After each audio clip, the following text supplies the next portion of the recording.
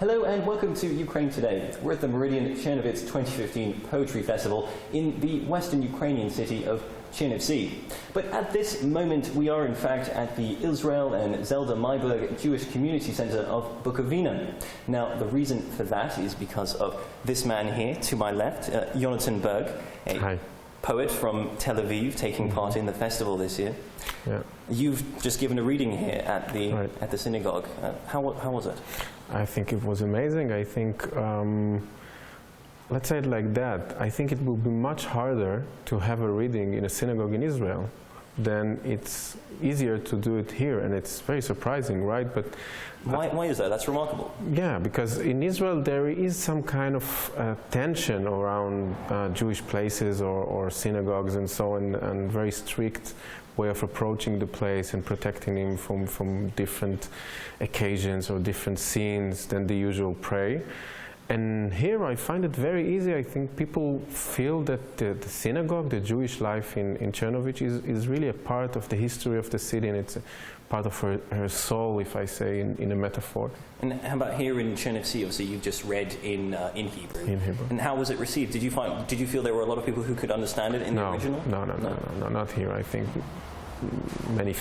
few people here will know Hebrew, the rabbi probably, and maybe one or two from the community, but all the rest no. But I found it a bit nice, the experience. I mean, it's hard to explain why, but there is something strong about reading a poem which people don't understand, because then I will say that the music is overcoming the ideals of the poem, and that's an interesting experience. Does the poem have a music that will be interesting for the audience? Can they focus on the music and still feel some kind of emotional, emotional thing going on in them just by the music of the poem? It's like almost a test for your poetry. Yeah, in a way. It can be successful in a way. In a realm beyond language. Yeah, exactly. Because really poetry is about the combination between music and harmony or disharmony and the ideals and values you have inside the poem. And it's always a game. It's always a game that also it's a struggle inside writing poetry. What you give first place, let's say, the ideals, the values, or the music. And in a way here, suddenly the values are gone, what I read, or the ideology, or the thoughts, or the landscapes, or the moments I describe, and the music remains. So that's like you said, it's a bit of a test for the poems. Yeah. I'm sure one which your poetry, passed. We need to ask the audience, probably. We need to ask them. Yonatan, if I could, just one question to divert slightly in another direction. No problem. We all know that obviously here in Ukraine there is a conflict going on in the east. I'm sure you're aware of that. Yeah, of course. And I just wonder what your reaction to all of that has been. You're obviously here for other reasons. I think two things are very important. The first one is that the conflict won't become a permanent thing, and I guess that in Israel, in some way, we are so used to the conflict that it looks to us normal and natural, like sky and land and food. You have your life, you have relationship, you have family, and you have a conflict, and it's just going on in beside you without you don't give it a second thought, and you live your life with the conflict as another organ of your body, let's say. And I guess this is the first thing that Ukrainians have to be very careful not to become or to go to this direction, that the conflict will be something that is so normal that in some way you don't believe or you don't have the desire or the power or the inspiration to cut it up, to finish it. And of course it's very different. We have 70 years of conflict. Here it's 2 years, it's very new.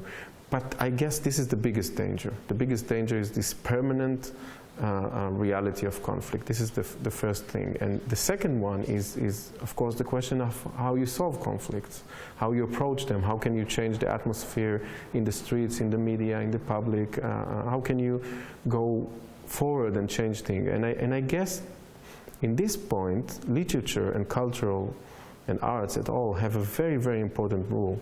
And I will even say something more extreme. I will say that if the cultural life are very much alive and important, this is a sign of an ability to end conflicts. And if the cultural and art life are in a low place, it means that you have a problem in solving conflicts. It's even that extreme, I will say. And why? Because I guess, well, it's very bad to say it to a journalist and a media man, but I guess media and politics are about this way of fast language or fast thoughts or a more aggressive approach to problems. There are many reasons for that, of course, and we can speak about it, but I think art and poetry especially have this a place of being in a more unconfident place, a more place of confusion, let's say. And I feel this is very important in order to approach a conflict, not as someone that is always right and is always true and he knows the whole thing and his opinions are let's say, stiff and complete. But to approach it as a man with curiosity and with the attempt to understand what is really the problem. What is the emotional approach of Ukrainian to Ukraine and Russian to Russia and the people of Crimea and Donetsk and so on? Why this is happening? Why it started? What are the desires, let's say, of the other sides? What are the emotion or the energy that leads him through the conflict? Why? And in order to ask why, you need to be in a place of curiosity, of questioning, of some kind of a situation when you don't know everything, when you have a desire to explore the other side, explore the other, the neighbor. And this is poetry. Poetry is about exploring life. When you write a poem, I guess, or when you read a poem, you feel that things are fragile. Things are not complete. Things are that and that again. They're a bit of a mystery. They're a bit of more philosophical approach to life. And I feel that poetry and literature are trying to educate you to be in a position of questioning and not in a position of knowing. And in Israel, for example, our biggest problem in the conflict is the fact that all sides of society and all sides of the political range are feeling they are so right. And their ideals are complete and perfect, and everybody should move in their direction, and you know, and this is a huge problem, because if this is the situation, nothing will change, nothing will develop, because of course everything is so. And in Ukraine, we're at a moment at this point in the conflict where perhaps these positions aren't quite as hard.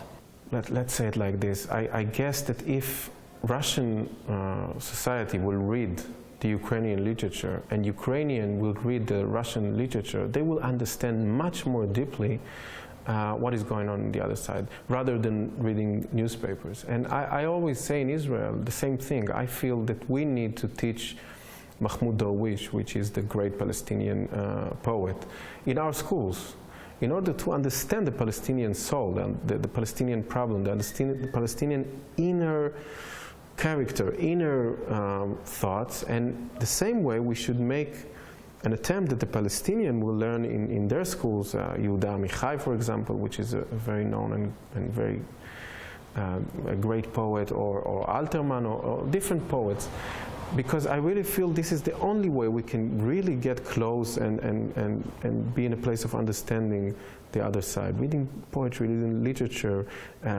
seeing how the art express life. But always it's very hard, you know, when national emotion are rising, it's very hard to go to this delicate place of reading each other. And I truly hope that the fact that we have a literature festival here in Ukraine in this conflict it's a bit a way of showing that the Ukrainian people want to be in a place of curiosity and understanding of life in a more deeper way. So I really feel there is hope. I mean, this festival is for me a sign of hope, a sign of development or change, maybe. And I hope it will really do something to that, or add something to the attempt to end the conflict. Yonatan Berg, I very much share those sentiments. Many thanks sure. for speaking with us Thank today you. here at the Meridian Czernowitz 2015 Poetry Festival. This has been Rahim Tula, joined by Yonatan Berg, a poet from Tel Aviv. You're watching Ukraine Today.